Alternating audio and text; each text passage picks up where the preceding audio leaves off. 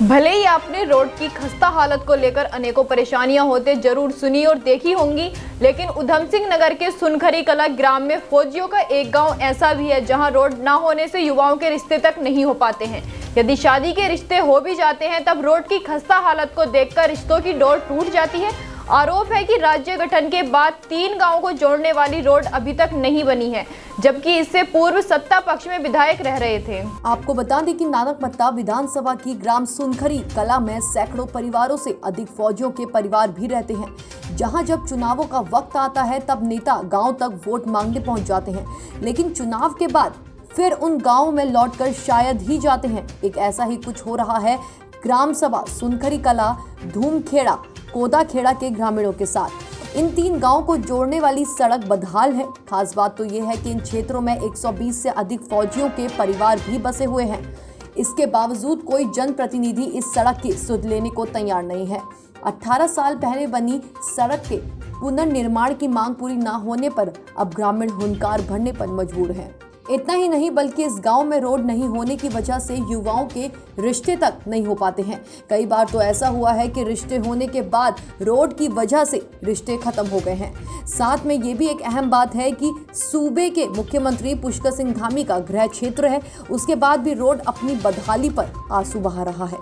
वह अभी एक गेहूं की खड़ी फसल में शॉर्ट सर्किट से आग लग गई थी, जिसके बाद आग बुझाने के लिए अग्निशमन वाहन को बुलाया गया, लेकिन इस टूटी रोड होने के कारण उसे घटना स्थल पर पहुंचने पर काफी देर हो गई, जिसके कारण गेहूं की फसल को जलने से नहीं रोक सके। गाँव में करीबन 120 घर हैं, उसमें से 100 घर फौजियों के हैं इसके अंदर। फिर भी उसके बावजूद भी यहाँ की रोड की अगर हम स्थिति देखें तो बहुत ही दयनीय है। एक 1.5 फीट की इस रोड में गड्ढे हो चुके हैं।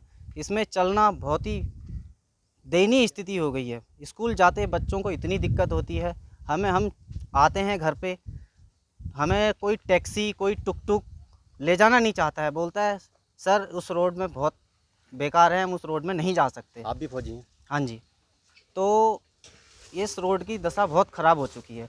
करीबन 15 से 18 साल हो चुके हैं इस रोड को लगभग बने हुए। इसमें ना कोई रिपेयर का काम हुआ है, और जो हमारे विधायक जी थे पहले 10 साल का कार्यकाल करके अपना उन्होंने 10 साल का कार्यकाल किया। उसके 10 साल के अंदर हम उनके पास जाते रहे कि हमारी रोड को कुछ सुनवाई कीजिए, लेकिन उन्होंने कहा अनसुना किया। इसके आगे कोई कार्रवाई नहीं करी उनने। ये रोड वैसी की वैसी ही पड़ी है। अभी हमारा सरकार से ये गुजारिश है कि हम किसके पास जाएं, इस रोड को निर्माण कार्य को लेके हम किसके पास जाएं। हम ये सरकार से हम इसका जवाब चाहते हैं। हाल में हमारे विधायक जी ने कहा कि हम रोड बनाते रहेंगे, बनाएंगे, अब बनाएंगे तब बनाएंगे। हमने उनकी बात पे विश्वास नहीं किया। हमने कागजी कार्रवाई करी है पूरे साल इससे पहले, ठीक है। हमने प्रधानमंत्री को लिखा, अपने सीएम को लिखा, ठीक है, और हमारे अजय भट्ट जी को भी लिखा है। जवाब उसका आया भी है हमारे पास। अजय भट्ट जी ने पीएम जयसवाल को लिखा भी है कि इस रोड की निर्माण के लिए तत्काल लिखें, लेकिन उसके बावजूद भी सरकार की शाखाएं जो रोड बनाती है उनके पास इतना टाइम नहीं है कि हमारी इस रोड का मरम्मत तक का काम कर पाए। हमारी छोटी रोड से लेकर बड़ी रोड का हाल यही है। आज आप निकलते देखिए, आपको आधा घंटा लग जाएगा ये आधा किलोमीटर रोड निकलने में, लेकिन क्या करे सरकार जो है बीजेपी कहती है कि हमने रोड बना दी है, हर एक गांव को लिंक कर दिया रोड से। कहाँ कर दिया लिंक, आप खुद देख सकते हैं। आज हमारा 2022 चल रहा है, 21वीं शताब्दी ख़त्म होने को आ रही है, लेकिन नहीं, हमारे यहाँ तो गांव से ही बदतर है। आज कीचड़ होता है तो आदमी कहता है कि हमारा कीचड़ तो है कम से कम। अब ये इस रोड का ना तो कीचड़ में गिना जाता है ना रोड में गिना जाता है, तो हम करें तो करें क्या? किस आदमी से कहें, किस सरकार से कहें कि हमारी रोड का निर्माण कराएं? हमने सूचना अधिकार लगाया है पीएम जयसवाल को, कहती है कि हम रोड का निर्माण हमारे अंडर में नहीं है, कहती हमारे अंडर में नहीं है रोड। और रोड उसके अंडर में तो किसके अंडर में है, जबकि उसने खुद बनाई है रोड। आज से तकरीबन 15 साल पहले रोड बनाई है, उसके बाद कहती है हमारे अंडर में रोड नहीं है। तो हम क्या करेंगे? ग्रामवासी किससे कहेंगे कि हमारी रोड बनाओ? ठीक है, अब कहना जनता का यही है कि हमारी रोड बनाएगा तो बनाएगा कौन?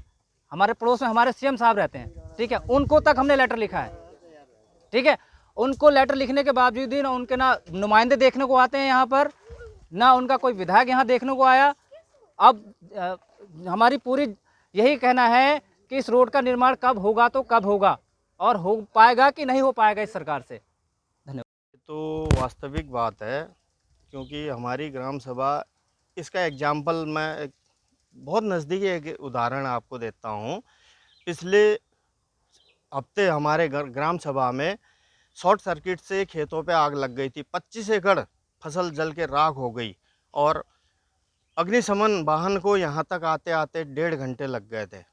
जब तक वो अग्निशमन वाहन हमारे गांव में पहुंचा तब तक पूरी 25 एकड़ की फसल जल के राख हो चुकी थी। इसी रोड का वो नतीजा है।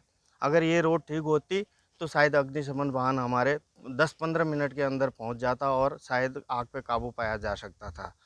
इसी प्रकार से कोई भी हमारे ग्राम सभा के अंदर आता है, जैसे आपने युवा के रिश्तों के बारे में बात करी, कोई भी रिश्ते लेके आते हैं तो बोला आपके गांव की पहचान सड़क से होती है।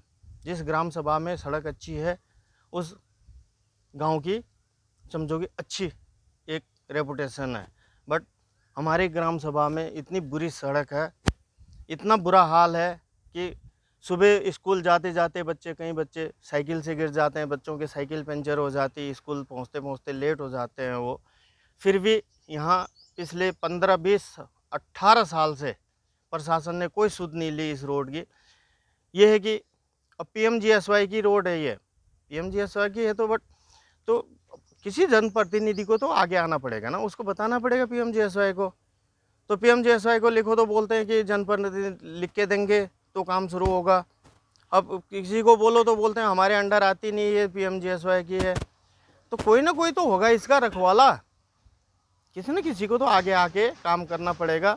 इसलिए हमारा अनुरोध है सरकार से, जनप्रतिनिधि से, प्लीज़ इस गांव रोड की थोड़ा सुध लीजिए, गांव की सुध लीजिए।